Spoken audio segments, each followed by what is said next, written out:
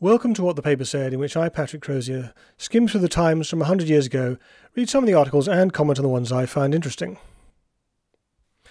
In this episode, the week ending the 2nd of March 1924, Hitler and high treason. But first, some of the other items that have caught my attention this week. The dock strike that began last week has come to an end.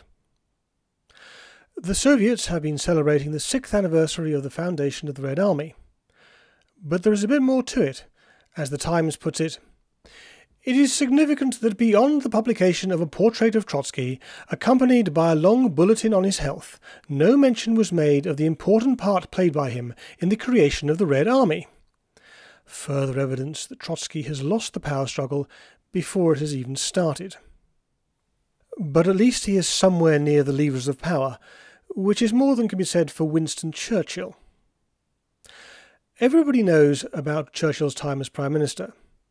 What they tend not to know is that he was a Conservative before becoming a Liberal, before becoming a Conservative again.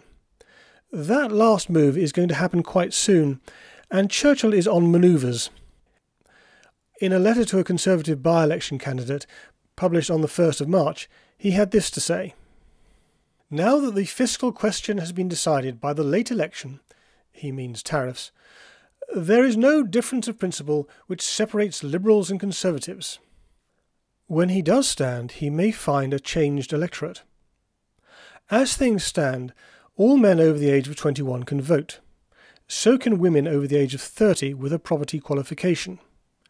A private member's bill is proposing to equalise the franchise, so that everyone over the age of 21 can vote regardless of sex or property. On Friday, the bill received its second reading. In other words, the principle of the bill has been accepted. But, spoiler alert, it won't become law, or at least not by the time of the next general election which, second spoiler alert, will be taking place this year. There's been an extraordinary case before the courts. A man who was confined in a lunatic asylum for 9 years, only to escape and be found sane, has sued the 2 doctors who certified him and won damages of £25,000. That's about £3 million today. The shocker to come out of this is that once a person is committed, there is no procedure to check that he is still insane. I say a shocker, but the other one is if the man, Harnett is his name, had not escaped, he would still be inside. In the 16th of December episode, I covered the outbreak of foot and mouth disease. That's still going on, despite the best efforts of the government, or perhaps even because of them, with another 18 incidences reported this week. Following last week's announcement of Arnold Yarrow's plan to build a flyover at Oxford Circus, a correspondent has chipped in with the idea of a pedestrian subway. I'm sure it sounded like a good idea at the time. Actually, nowadays there is a pedestrian subway in the form of the entrances to Oxford Circus station, but it occurs to me that pedestrian subways in crowded areas are fine. The problem is when they are empty and provide a haunt for thieves. Thursday's edition featured an ad from the then privately owned coal industry.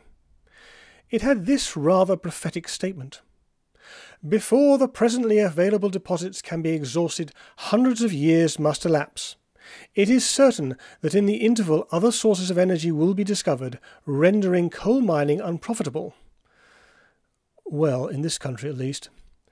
A bit odd for an industry association to say we're doomed. Long ago, I did wonder if the tedium of a train journey might be relieved if radio was broadcast in the carriages. I thought I'd come up with an original idea. It would appear that I hadn't. The Great Western Railway were conducting just such an experiment this week. Mind you, it occurs to me that the Performing Rights Society might have something to say about this. General Sir Ian Hamilton was the commander of land operations during the Gallipoli debacle. My guess is that he was handed an impossible job, although other opinions are available. It would appear that there were plenty of people who agree with him. On Monday the 25th, the Times reported on a speech he had given at the weekend, chaired oddly enough by Winston Churchill, mastermind of that particular debacle, in which he had this suggestion to make.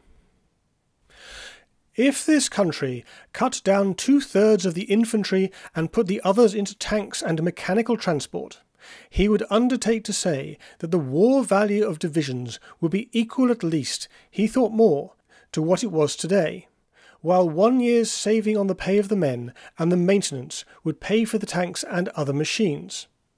It would be a very great and real economy. By perfecting armaments, not by an increase of armaments, they did their best to try to help science to make war unthinkable. He hoped that a pitch of perfection would come in aeroplanes and tanks, when it would be obviously silly for anyone to go to war. Was he right?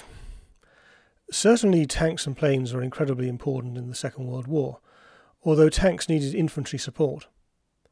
And as the Germans found out with the King Tiger tank, the Me-262 and the V-2 rocket, quality is not necessarily a match for quantity. And it was certainly no deterrent. But as far as concentrating on tanks goes, duffer General Hamilton is clearly on the right lines. On Thursday, the Times reported on a conference on vagrancy. Speakers kept on mentioning something called a casual ward. At first I thought that had something to do with local government, but in fact a casual ward is, or was, a government-provided shelter for a tramp. But with a couple of unusual features. First, they were locked in, it was effectively a cell, and secondly, they could only spend one night there. After that, they had to tramp to another casual ward. Reporting on a speech by a Reverend W. Mahon, the Times said this: "He was afraid the tramp would always be with us." I saw this in Friday's edition.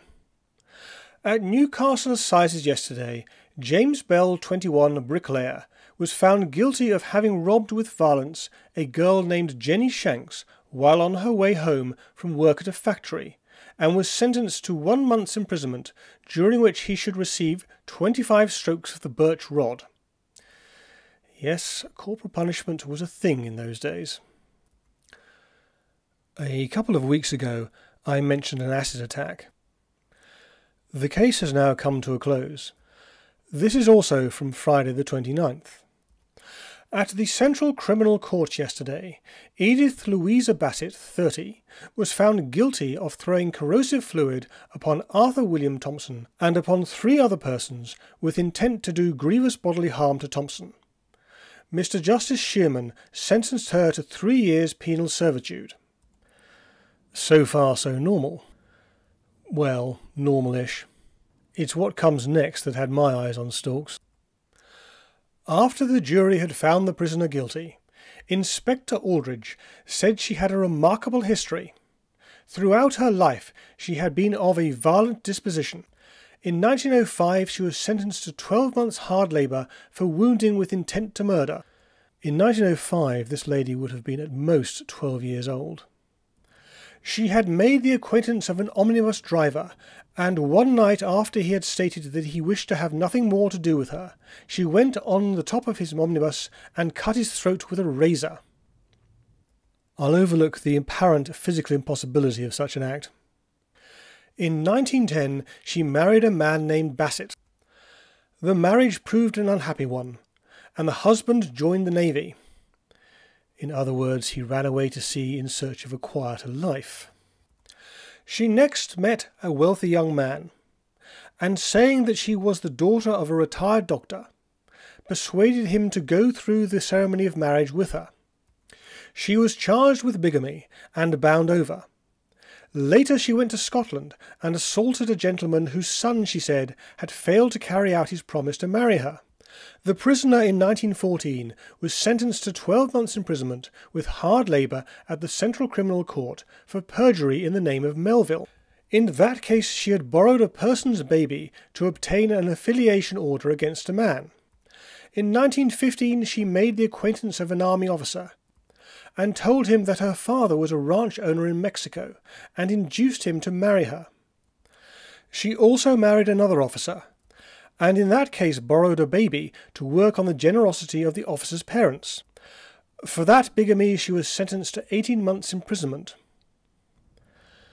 That's a high bar for criminality, but she's not the worst, not even this week. The trial of Adolf Hitler, Erich von Ludendorff, and a few others on charges of high treason arising out of November's beer hall putsch has begun in Munich. This is what the Times had to say by way of preview. The reaction in favour of Hitler and Ludendorff, which began immediately after the failure of their attempt to seize power in Bavaria, has steadily increased until today, if a plebiscite were to be taken in Bavaria on the question whether Hitler should be released and Herr von Kahr, who was dictator at the time of the putsch, arraigned instead on a charge of treachery, there is no doubt that at least 80% of the population would vote in Hitler's favour. I was going to ask whether any candidate or proposition had ever got 80% in a democracy, and then I remembered the Saar plebiscite of 1935. The Saar had been under a League of Nations mandate since the end of the war, and Saarlanders were given the option to rejoin Germany. 90% of them voted to do so. This, remember, was Hitler's Germany after the Night of the Long Knives. They knew what they were signing up for. Back to the trial. The former chief of Munich police gave us a pretty good idea about Nazi obsessions. As for Herr von Pirna, the opening sentence of his declaration may be left to stand without comment. When the so-called revolution broke out, he means the revolution of November 1918, which overthrew the Kaiser, that crime against German people undertaken by people of alien race, supported by international Jewish Freemasonry, I saw many officials and officers taking sides with acrobatic speed, crawling on their faces before Jews. The Times couldn't comment then, and I can't comment now. Extraordinary. Here's another conspirator from Friday.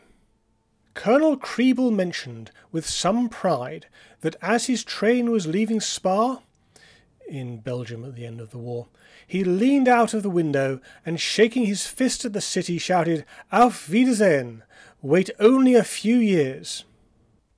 But this week's star was General Erich von Ludendorff, Germany's effective military chief in the last 2 years of the war. For over 3 hours during the afternoon, General Ludendorff reviewed political events since and during the war. As regards the monarchy, General Ludendorff declared, "I am a monarchist, but monarchy must be for the benefit of the people, and not the people for the monarchy." What sort of monarchy is that? He goes on. A considerable part of his speech was devoted to showing that the Roman Catholics were responsible for many of Germany's and especially Prussia's misfortunes. More scapegoats.